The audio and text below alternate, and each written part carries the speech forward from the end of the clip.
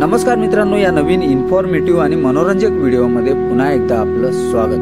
मित्रांनो, आज आपण रायगड जिल्ह्यातील देवकुंड धबधबा याविषयी थोडक्यात माहिती जाणून घेणार आहोत। तत्पूर्वी आपल्या चॅनलला सबस्क्राइब केलेलं नसेल तर अवश्य सबस्क्राइब करा।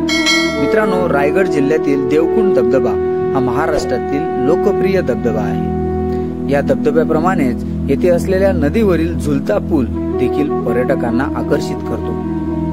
देवकुंड धबधबा जितका सुंदर आहे तितकाच तो धोकादायक देखील आहे। यामुळे येथे निसर्ग पर्यटनाचा आनंद लुटताना खबरदारी घेणे तितकेच गरजेचे आहे। या धबधब्याची उंची साधारणतः 250 फूट इतकी आहे। हा धबधबा सह्याद्रीच्या पर्वतरांगांनी वेढलेला आहे। मित्रांनो, हा धबधबा कुंडलिका नदीपासून उगम पावणाऱ्या 3 धबधब्यांपैकी देवकुंड हा एक धबधबा आहे। रायगड जिल्ह्यातील पाटणूस ग्रामपंचायतीच्या हद्दीत देवकुंड धबधबा येतो। बिरा गावातून 2 तास ट्रेक केल्यानंतर आपण धबधब्यावर पोहोचू शकता।